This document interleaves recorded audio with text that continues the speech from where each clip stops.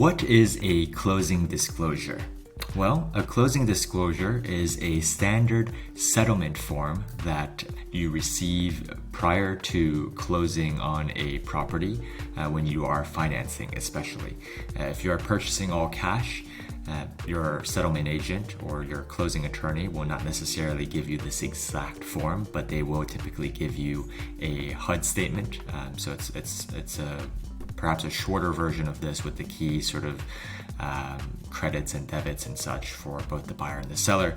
But this form is newer and it is required to be given to borrowers 3 days prior to closing. So if you want to set a specific closing day, make sure to coordinate with your mortgage bankers to get this closing disclosure at least 3 days before.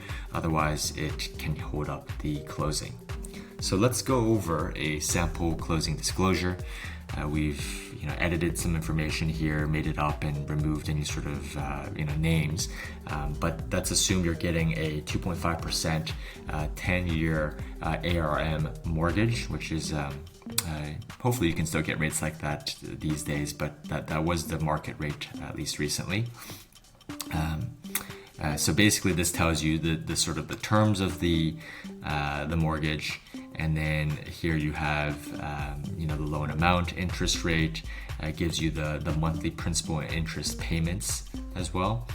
And then because this is a adjustable rate mortgage, after 10 years, the interest rate is no longer fixed and it floats. So it gives you a range of potential sort of all-in costs.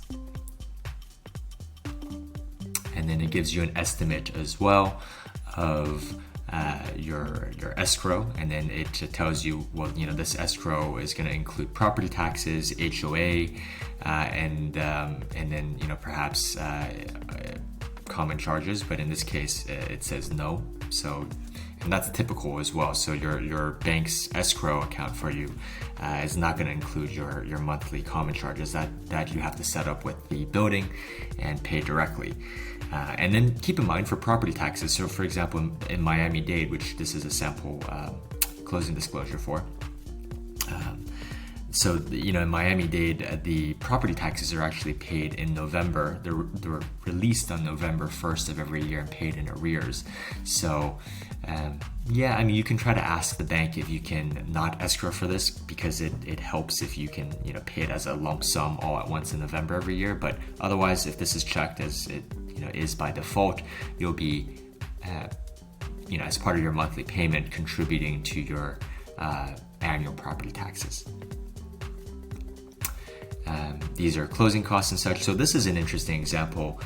We'll do this one because in this case, the seller has actually credited about $24,000 ish of closing credits to the buyer. And some banks, for example, like the bigger ones like Wells Fargo, Chase, it's hard for them to account for closing credits like this. So they don't just have a line item saying, hey, here's 10,000 of closing credits from the seller to the buyer. They actually move items that are typically payable by the buyer onto the seller's side. And I'll show you what we mean in this example shortly. So let's go to the next page.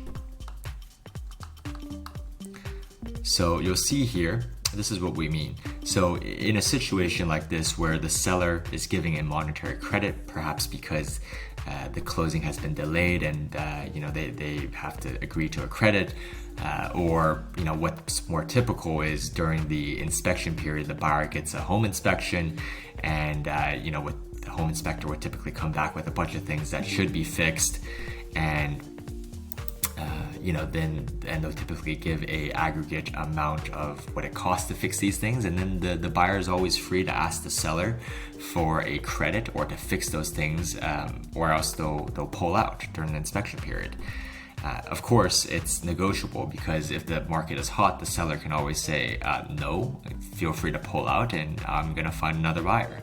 So it's all negotiable, but in this case, let's say that it seems like the seller has agreed to a certain amount of credits, which is why you're going to see some of these items move to the seller's side. So this is page 2 of the closing disclosure, and this page is very important because it outlines the closing costs paid by the buyer or seller. So if you take a look here, typically, as you can imagine, these loan costs, these origination charges, are normally paid actually by the borrower. But because of the credit issue we mentioned, they've added them over to the seller side. Same thing for these here, like appraisal, credit report. These are all typically buyer closing costs. Again, we've shifted them over in this example to the seller side. Same thing here. Most of these are self-explanatory items. This title or endorsements, this is actually a title insurance item. This closing escrow, this is typically like a settlement fee paid to the closing attorney. This is, again, this $6,000 item. This is a larger item. This is for title insurance related. And then other costs here. These are additional closing costs. Now, some of these are as you can see here, they're taxes. They're kind of like transfer taxes. So an intangible tax we talk about on our website, that's actually on a mortgage. So it's typically paid by the buyer, but again, we've transferred it over to the seller side. The state tax on deeds, that's a seller cost normally, so that is correctly on the seller side. State tax, stamps tax on the mortgage, it's typically paid by the buyer, but we've moved it over to the seller side in this example. Same thing here, you can see obviously this sort of prepaid for 12 months of home insurance should of course be paid by the buyer, but it's been moved to the seller's side. And some of these other costs, this is actually, it is a closing cost, but these are sort of initial escrow payments. So, 5 months of prorated home insurance. And then here, property taxes, 3 months worth prorated, put into escrow. And then here, as you can see, like this is the real estate commission. It's been reduced. It's typically paid by the seller, and it is paid by the seller in this case.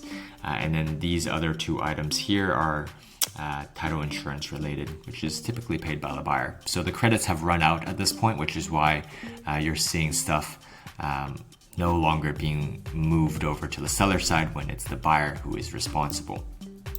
So then this is pretty helpful. I mean, it's self-explanatory. It tells you which sections. It gives you a subtotal of what's added up. Here you have some lender credits as well. So then after the lender credits, you get this total closing cost item, line J, which is around $13,640, which is actually quite good for a transaction that's roughly $2.5 million in the Miami real estate market. Third page is very important. Here, cash to close. It's giving you a quick summary, basically to compare what the original loan estimate you got versus final. Let's take a look down. What you're going to be really interested in the closing disclosure is obviously figuring out, you as the buyer's cash to close. So what you need to wire in to close the transaction. So if you take a look at this, you see that the sale price obviously you need to pay for. You have your closing costs, which is from line J that we just went over in the prior page. And then these items are paid by the seller in advance because you see this is county taxes. So what happens in the Miami-Dade County, for example, taxes, as we discussed, are released on November 1st of every year, and it's for the current year. So it's released November 1st, for example, 2021 just came out, and it covers 2021 property taxes, which the seller actually has paid for, as we'll show in the prior section. So the seller pays for this, is dispersed through the funds that they receive. So then, and then since the closing is happening, say in early November, you're actually living in the property the rest of the year for free for property taxes. It's already been paid for by the seller, so you need to give them a credit for it. It's roughly $7,000 here. Same idea for common charges for, say, the rest of the month. So, the seller pays for November. as part, it's dispersed from the money they receive from closing, and then so you prorate and have to pay them for the rest of November that you're living in it free of common charges. And then, if you go down, you'll see that the contract deposit that the buyer has put down, usually 5-10%. It really can vary depending on the market. And then the loan amount. So this is the amount that the lender has put up. So, this is already paid for on behalf of the borrower. In which case, if you add all of this up, right? So this 2.648 mil you see here is what's due from the borrower. And then you subtract what is paid on behalf already, right, from this section here, line L, and then you get a cash to close figure of roughly 1.1 million. So this is what you would need to wire into the closing attorney on closing day or right before to be able to close. And it says right here, cash to close, and it says from borrower. Of course, keep in mind that you can't actually, for most accounts at least, for most banks, it's hard to just wire online such large amounts. So typically, for example, with Chase, you would have to go in person to a branch and wire such a large amount in person.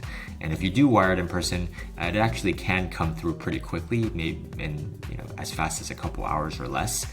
So theoretically, yes, it can be done same day. One thing to note, and your closing attorney will tell you this as well, be very, very, very careful about wire fraud, because that is one of the most common sources of fraud, especially in the Florida market. So be very careful.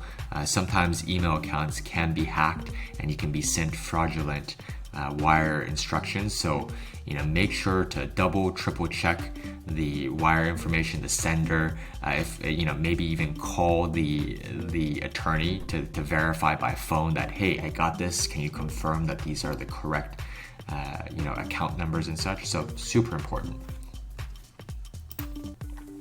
Then we go on to the next page. There's some information here that is self-explanatory. It's some disclosures that your lender needs to give to you. For example, if you sell it, you may be able to let the buyer assume your loan, and there's a potential here. It just gives you some more information about your loan, information about escrow, and it checks whether you will or will not have an escrow account.